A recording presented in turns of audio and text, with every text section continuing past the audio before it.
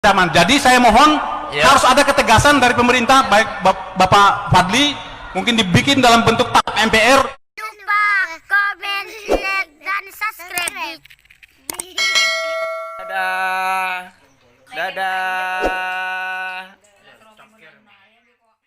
Merasa yang paling benar. Saya merasakan kebangkitan komunis sejak beberapa tahun yang lalu. Tadi sudah disampaikan oleh adik satu. Sejak dihilangkannya pelajaran PMP dirubah. Sejak dihilangkannya sejarah perjuangan bangsa sekarang dihilangkan, Pak. Artinya generasi kita muda sekarang ini sudah tidak tahu sejarah, Pak.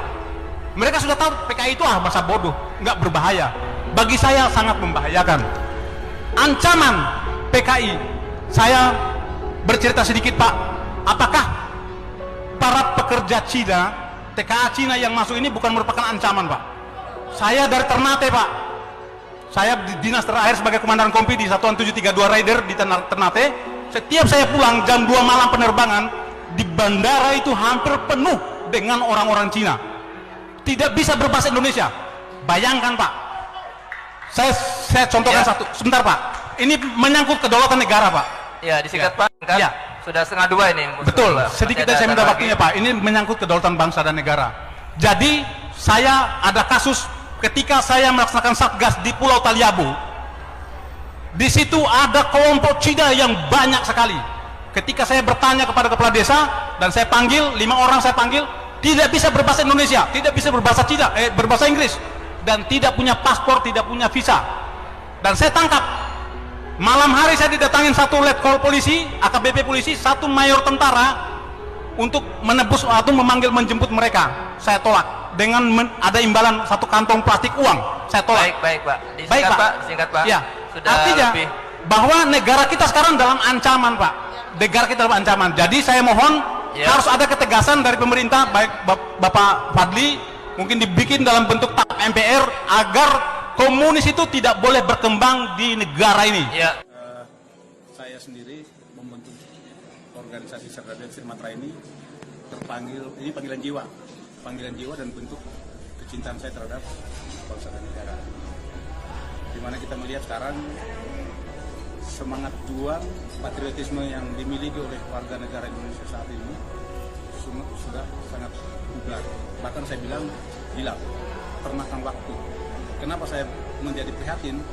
Maka itulah yang menyebabkan saya membangkitkan semangat juang dengan mengumpulkan para mantan-mantan prajurit untuk menjadi satu wadah. Yang pertama, tujuan daripada membentuk wadah ini adalah menyambung silaturahmi para mantan prajurit yang sudah keluarkan dari kedinasan, baik yang pensiun ataupun yang ex. Itu saya satukan hanya untuk menyatukan satu pemahaman yang sama.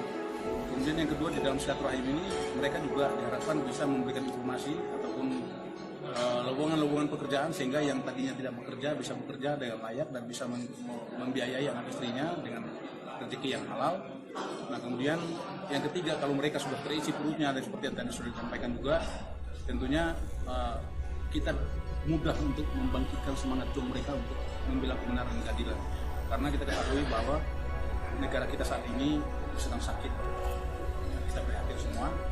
Sekarang kalau kita bisa bilang masyarakat Indonesia sekarang, masyarakat atau rakyat kita membiayai pemerintah.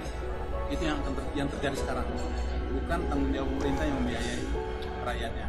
Nah, ini menjadi satu keprihatinan. Ada apa? Sistem yang salah. Ini kita harus menjadi tanggung jawab bersama. Sehingga kami Cerdas Sumatera hadir untuk menciptakan kesejahteraan bersama sesama anggota, juga ingin memberikan kontribusi yang terbaik untuk bangsa dan negara. Pak, terkait intoleransi dan radikalisme, sikap daripada Trimatra sendiri belum? Pada prinsipnya, politik kami tidak berpolitik, tetapi kami politiknya adalah politik negara, sama dengan doktrinnya Tentara Nasional Indonesia. Politik kami adalah politik negara. Apapun yang bersifat merongrong kedaulatan negara, maka kami bersama penegak kedaulatan negara, yaitu aparat TNI, kami lakukan.